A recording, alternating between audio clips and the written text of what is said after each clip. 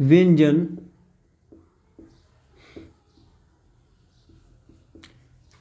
वे वर्ण जिनका उच्चारण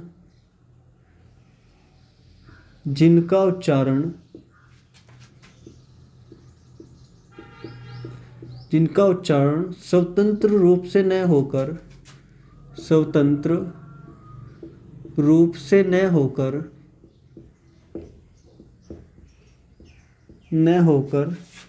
स्वरों की सहायता से होता है। स्वरों की सहायता से होता है, व्यंजन कहलाते हैं।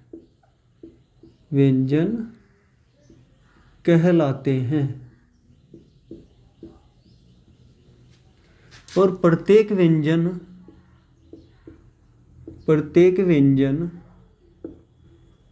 में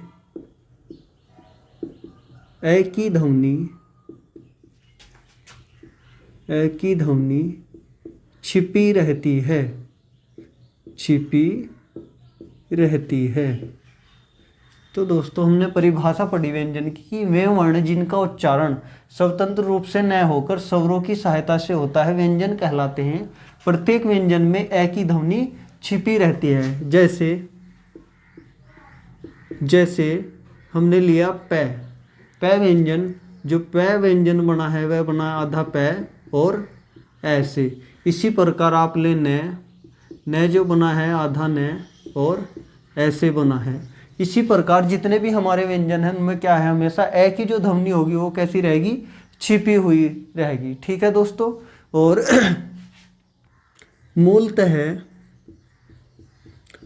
मूलतः व्यंजनों की संख्या कितनी है दोस्तों, 33 होती है। ये भी आप पॉइंट ध्यान रखेंगे कि मूलतः व्यंजनों की संख्या जो है वह कितनी है, 33 है। ठीक है। अब चलते हैं दोस्तों व्यंजनों के भेद। व्यंजनों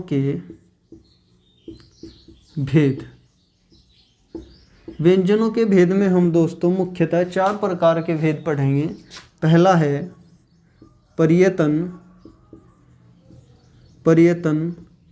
स्थान के आधार पर। तो जो पहला भेद है दोस्तों वह है हमारा पर्यतन स्थान के आधार पर। और जो दूसरा भेद है वह है दोस्तों उच्चारण स्थान के आधार पर। और जो नंबर 3 है दोस्तों वह है प्राणवायु के आधार पर। ठीक है दोस्तों। जो नंबर 3 है वह है प्राणवायु के आधार पर। और जो हमारा नंबर 4 है वह है दोस्तों स्वर तंत्री में कंपन के आधार पर।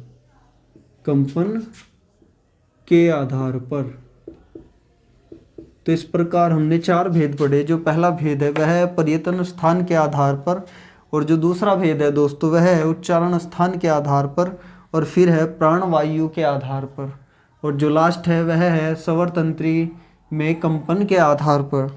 ठीक है दोस्तों, चलिए आगे।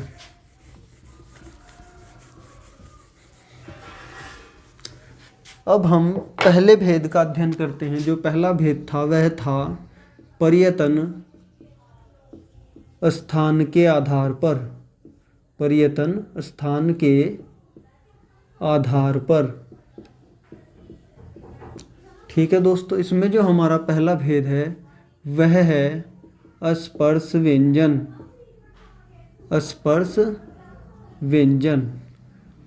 व्यंजन दोस्तों उन व्यंजनों को कहेंगे जिनके उच्चारण में जीभ मुख में किसी न किसी भाग को क्या करती है, स्पर्श करती है। ठीक है दोस्तों।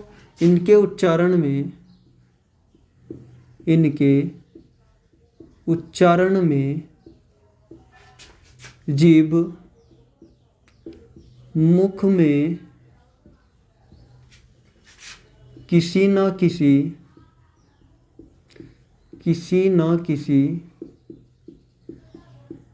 स्थान पर स्पर्श करती है। तो ठीक है दोस्तों, स्पर्श व्यंजन उन्हें कहेंगे कि जिनके उच्चारण में जीभ मुख में किसी न किसी स्थान पर क्या करती है दोस्तों, स्पर्श करती है। और इन्हें एक इनका अन्य नाम है, इन्हें वर्गीय व्यंजन भी कहते हैं। इन्हें वर्गीय व्यंजन भी कहते हैं। ठीक है दोस्तों, तो इन्हें हम वर्गीय व्यंजन भी कहते हैं। चलिए आगे, अब हम इनके वर्ग वाइज क्या करेंगे, अध्ययन करेंगे। सबसे पहले आता है कै वर्ग।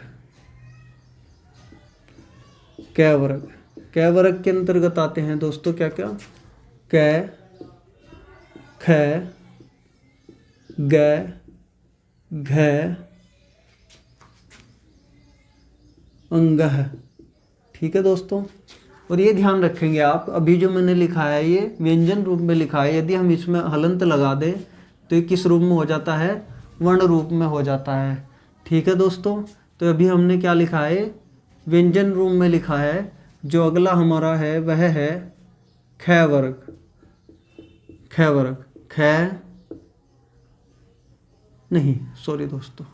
जो अगला है हमारा वह है च वर्ग। च, छ, ज, झ और अञ्य। ठीक है दोस्तों, जो दूसरा हमारा वर्ग है वह है च वर्ग। च, छ, ज, झ और अञ्य। और जो हमारा तीसरा वर्ग है दोस्तों वह है ट वर्ग। ट, ठ, ड, ढ और अण। ठीक है दोस्तों, ये हमारा ट वर्ग है। ट, ठ, ड, ढ और क्या आएगा दोस्तों, अण। ठीक है जी, चलिए आगे, अब है हमारा त वर्ग। इसके अंतर्गत आएंगे त, थ, द, ध और क्या आएगा दोस्तों, न। ठीक है, त वर्ग के अंतर्गत आएंगे त, थ, द, ध और न। ठीक है दोस्तों, चलिए आगे, जो अगला वर्ग है हमारा वह है प वर्ग।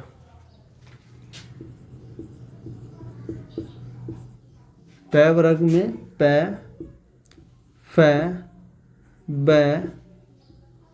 भ और प, फ, भ, भ और दोस्त आएगा क्या, मैं।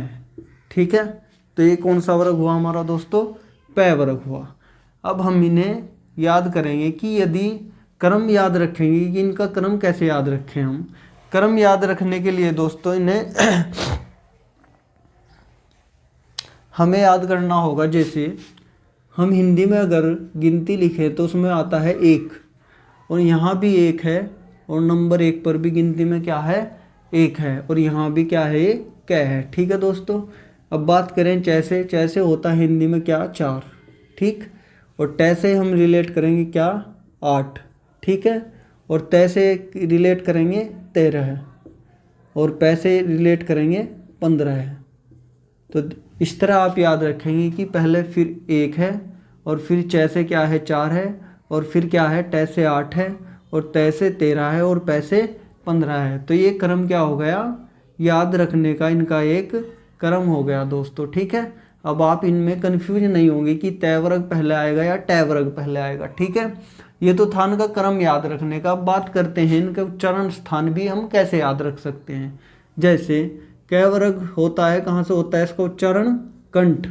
ठीक है, जो कंठ से उच्चारण होता है कै वर्ग का, तो आप ध्यान रखेंगे कि कैसे कंठ और कैसे कै वर्ग। ठीक है जी, जो च वर्ग का उच्चारण स्थान है वह है क्या, तालु। तालु से आप ध्यान रखेंगे क्या, चालू, च से चालू और च से च वर्ग। अब बात करते हैं ट वर्ग की, मूर्धा अभी से रोक लेते हैं। बात करते हैं किसकी, त वर्ग की। जो त वर्ग है दोस्तों वो कहाँ से होता है, दंत्य होता है। और दंत्य में जो दंत है उसमें भी त है, और जो त वर्ग है उसमें भी स्टार्टिंग में क्या है, त है। तो आप इसे क्या कर लेंगे, त से रिलेट कर लेंगे, ठीक है। अब बात करते हैं प वर्ग की। प को आप केवल और केवल प बोलकर देखेंगे। प में आप देखेंगे कि आपके जो होठ हैं वो हरकत कर रहे हैं। जब होठ हरकत कर रहे हैं तो दोस्तों अब बोल के देख सकते हैं आप प। तो जब होठ हरकत कर रहे हैं तो इसका वर्ग जो उच्चारण स्थान होगा दोस्तों कौन सा होगा, ओष्ठ। तो इस प्रकार हमने क्या कर लिया, इन्हें याद कर लिया कि कैसे कंठ और कैसे क वर्ग। तालु की जगह आप रिलेट करेंगे चालू, और च से चालू और च से च वर्ग। अब बात करते हैं दंत की। दंत में भी तय है और तय वर्ग में भी तय है।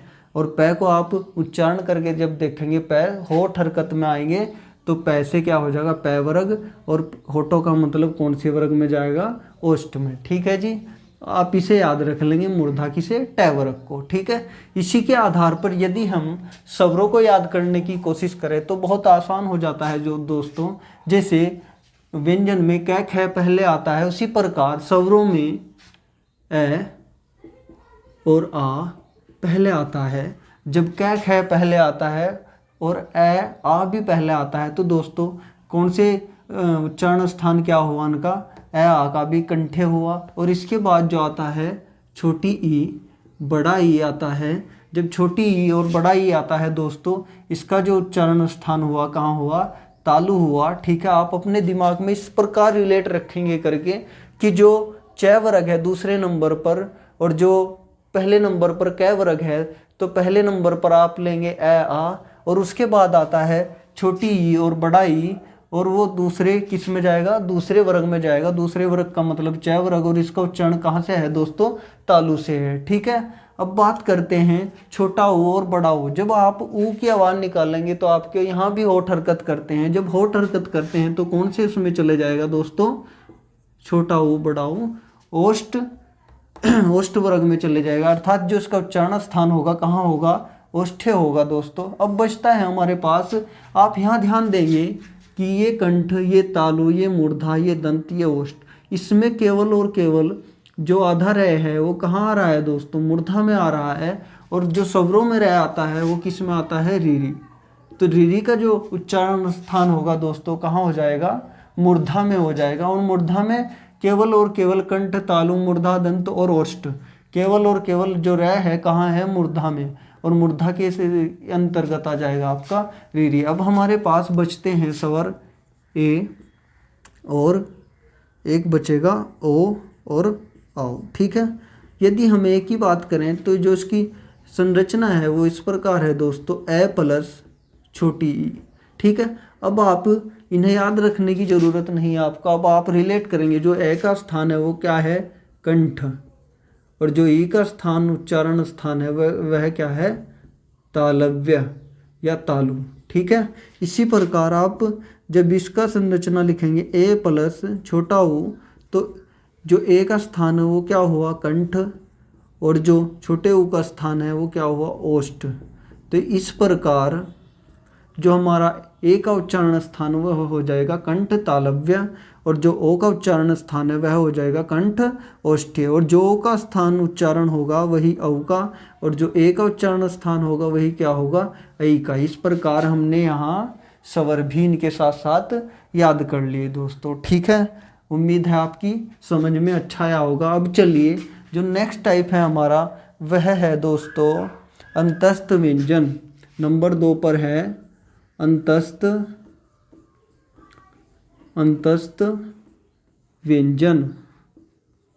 अंतस्थ व्यंजन, अंतस्थ व्यंजन के अंतर्गत आते हैं दोस्तों य, र, ल, व, ठीक है दोस्तों। और इन्हें हम वर्ग वाइज बांटे तो ये पहला वर्ग, ये दूसरा, ये तीसरा, और ये फोर्थ, और ये 5, ठीक है दोस्तों। 5 वर्ग हैं हमारे। और ये जितने भी हमारे 5 वर्ग के अंतर्गत व्यंजन है, इन्हें हम क्या कहते हैं, स्पर्शी व्यंजन बोलते हैं। ठीक है दोस्तों, स्पर्शी व्यंजन, इन्हें क्या बोलते हैं हम, स्पर्शी व्यंजन बोलते हैं। ठीक है दोस्तों, अब जो नंबर 2 था हमारा वह था अंतस्थ व्यंजन, जिसके अंतर्गत य, र, ल और वह आता है। और इसके बाद जो नंबर 3 पर है दोस्तों वह है ऊष्मीय व्यंजन। ऊष्मीय व्यंजन, ऊष्मीय व्यंजन के अंतर्गत जो आते हैं दोस्तों हमारे वह आते हैं स,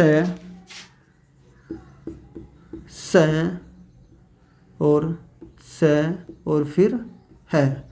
ठीक है दोस्तों, तीनों स और है आता है किसके अंतर्गत, ऊष्मीय व्यंजन। ऊष्मीय व्यंजन इन्हें इसलिए बोलते हैं क्योंकि इनके जो उच्चारण जब होता है तो इनके उच्चारण में ऊष्मा उत्पन्न होती है घर्षण से, इसलिए इन्हें हम क्या बोलते हैं दोस्तों, ऊष्मीय व्यंजन कह देते हैं। ठीक है, चलिए आगे। अब जो नंबर 5 है हमारा वह है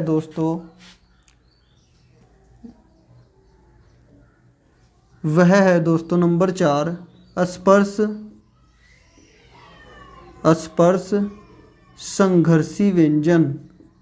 स्पर्श संघर्षी व्यंजन, तो जो नंबर 4 है दोस्तों वह है स्पर्शी संघर्ष व्यंजन। स्पर्शी संघर्ष व्यंजन के अंतर्गत आता है दोस्तों हमारा क्या आता है, च वर्ग। च वर्ग जो अंतर्गत आता है किसके आता है, स्पर्श संघर्षी व्यंजन के अंतर्गत आता है। चलिए दोस्तों आगे।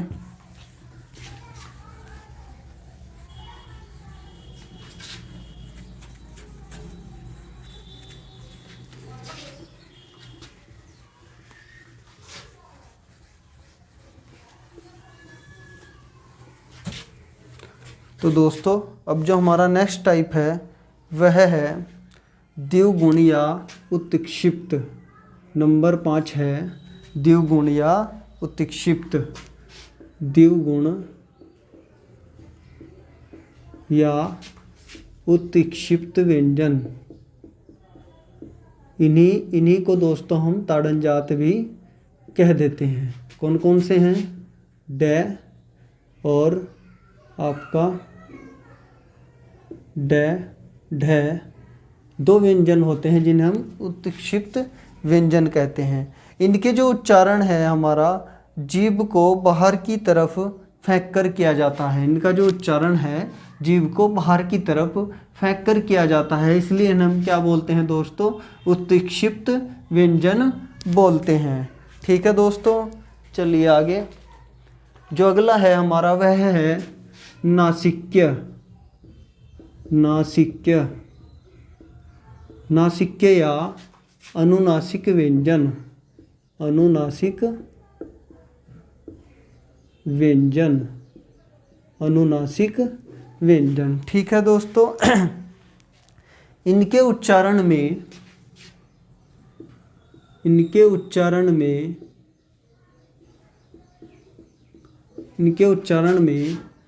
नाक से हवा निकलती है। हवा निकलती है। कौन कौन से हैं दोस्तों, पहला है हमारा अंग है, फिर है अय्य, बोलकर भी आप देख सकते हैं अय्य, कहाँ से आवाज़ आ रही है, नाक से। ठीक है, इसके बाद है अण, फिर है न और फिर है दोस्तों मैं, और इन्हीं को हम पंचमाक्षर भी कहते हैं। इन्हें क्या कहते हैं दोस्तों, पंचमाक्षर भी कहते हैं, क्योंकि ये प्रत्येक वर्ग के जो 5वां क्या होगा दोस्तों, जो 5वां हमारा क्या होगा व्यंजन, वह क्या होगा, पंचमाक्षर होगा। ठीक है दोस्तों, अब बात करते हैं अर्धस्वर। जो अगला टाइप है हमारा वह है अर्धस्वर व्यंजन। अर्धस्वर व्यंजन, तो जो अर्धस्वर व्यंजन है दोस्तों, इन्हें अर्धस्वर क्यों कहा जाता है, क्योंकि इनका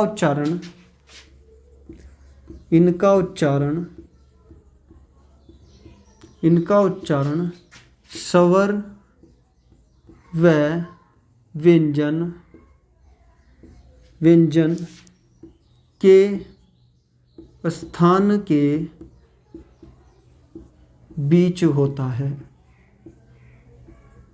अर्थात जहाँ से स्वर और व्यंजन का उच्चारण होता है, जिस स्थान से इनका उच्चारण उससे बीच के स्थान पर होता है दोस्तों। कौन कौन से हैं?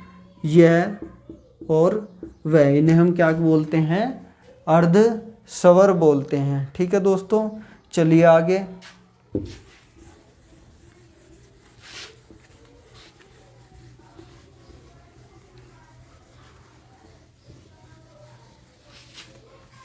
अब हमने अर्ध स्वर भी जान लिया दोस्तों। अब जो हम जानेंगे वह है लुंठित व्यंजन। नंबर 8 पर है हमारा लुंठित व्यंजन। लुंठित व्यंजन किसे कहते हैं दोस्तों? इसे हम प्रकंपित व्यंजन भी बोलते हैं। वह है क्या? र को हम क्या बोलते हैं दोस्तों? लुंठित व्यंजन कहते हैं। और इसके बाद जो हमारा नंबर है वह है नंबर 9, पार्श्विक व्यंजन। इससे बोलते हैं दोस्तों हम लय को, क्योंकि जो हमारी जीभ होती है उसकी जो पार्श्व का मतलब होता है साइड में, बराबर साइड में, इसकी दोनों साइड्सों से इसका क्या होता है? उच्चारण। इसलिए हम क्या बोलते हैं? इसे पार्श्विक व्यंजन बोलते हैं। अब जो नंबर 10 है नंबर 10 है जो दोस्तों हमारा, वह है संयुक्त व्यंजन। संयुक्त व्यंजन। संयुक्त व्यंजन के अंतर्गत हमारा पहला आता है अक्षय। अक्षय इसमें क्या होता है दोस्तों?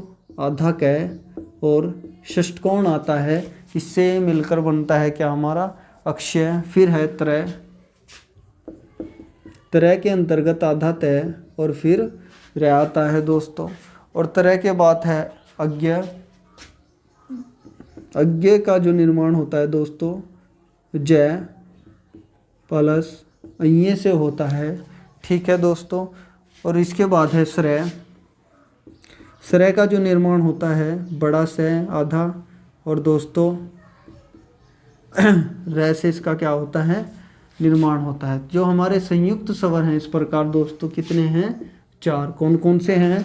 अक्षय, त्रय, अज्ञ और श्रय। जो अक्षय का निर्माण है वो आधा क और षष्ठकोण से, जो त्रय का निर्माण है आधा तय और र से, और जो अज्ञ का निर्माण है दोस्तों वो जय और अये से। जो श्रय का निर्माण होता है जो बड़ा से है आधा और र से इसका क्या होता है? निर्माण होता है दोस्तों। इस प्रकार हमने प्रयत्न के आधार पर लगभग सभी टाइप क्या कर लिए? पूर्ण। चलिए आगे। अब दोस्तों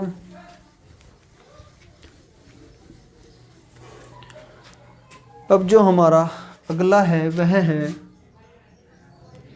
उच्चारण स्थान के आधार पर। उच्चारण स्थान के आधार पर अब जो हम अध्ययन करेंगे दोस्तों वह करेंगे उच्चारण स्थान के आधार पर। ठीक है। उच्चारण स्थान के आधार पर जो पहला भेद है हमारा वह है कंठ्य व्यंजन। कंठ्य व्यंजन। कंठ्य व्यंजन किन्हें बोलेंगे दोस्तों? कंठ्य व्यंजन उन्हें कहेंगे जिनका उच्चारण यानी कि ऐसे व्यंजन जिनका उच्चारण कंठ या क्या बोलते हैं दोस्तों गले से होता है। ऐसे व्यंजन क्या कहलाते हैं? हमारे कंठ्य व्यंजन कहलाते हैं। इसके अंतर्गत कैवर्ग, अभी मैंने बताया था आपको जब हम प्रयत्न के स्थान के आधार पर देख रहे थे, वहीं हमने स्वरों को भी समझा था।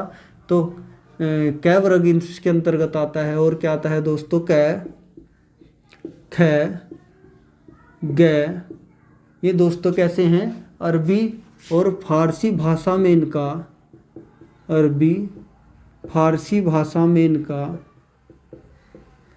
इनका प्रयोग होता है। ये भी किसके अंतर्गत आते हैं दोस्तों? प्रयोग होता है। ये भी किसके अंतर्गत आते हैं? कैवर्ग के। और इसमें ही हमारा क्या आता है? विसर्ग आता है। जो विसर्ग का उच्चारण स्थान है वो भी क्या है? कंठ है दोस्तों। अब जो नंबर 2 है दोस्तों इसी के अंतर्गत हमारा वह है तालव्य व्यंजन। तालव्य व्यंजन, तालव्य व्यंजन। इनका उच्चारण स्थान, या ऐसे लिख देंगे, जिन वर्णों का उच्चारण या व्यंजनों का उच्चारण जिनका उच्चारण स्थान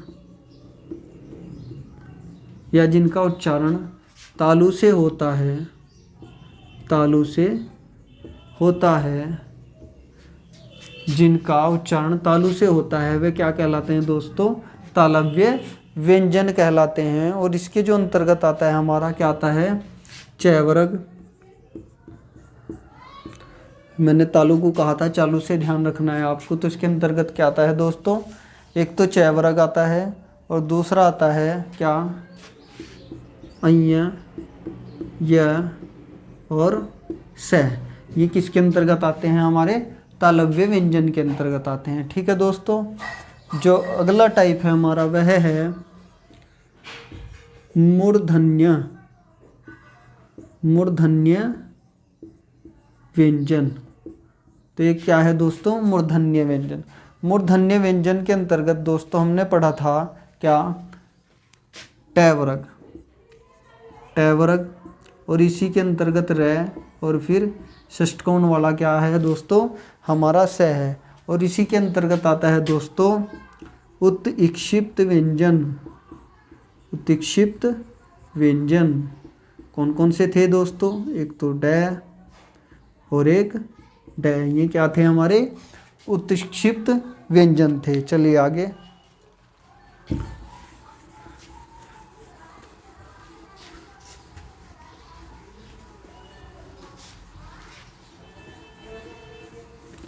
और अब जो इसके बाद है दोस्तों वह है हमारा दंत्य व्यंजन। नंबर 4, दंत्य व्यंजन। दंत्य व्यंजन का मतलब है दोस्तों जो हमारी जीभ है, इसका जो नोक है, अगला सिरा, वो दांतों से टकराता है, तो तब ऐसे व्यंजनों का जो उच्चारण होता है उसे क्या बोलते हैं? हम दंत्य व्यंजन बोलते हैं। ठीक है दोस्तों। तो इसके अंतर्गत आता है त वर्ग, त वर्ग और ल और स। तो किसके अंतर्गत आते हैं दोस्तों? दंत्य व्यंजन के अंतर्गत आते हैं। ठीक है दोस्तों। इस वीडियो में यहीं तक दोस्तों। आगे जो हम व्यंजनों के बारे में पढ़ेंगे अगली वीडियो में पढ़ेंगे। ठीक है दोस्तों। तो जय हिंद दोस्तों। Thank you for watching.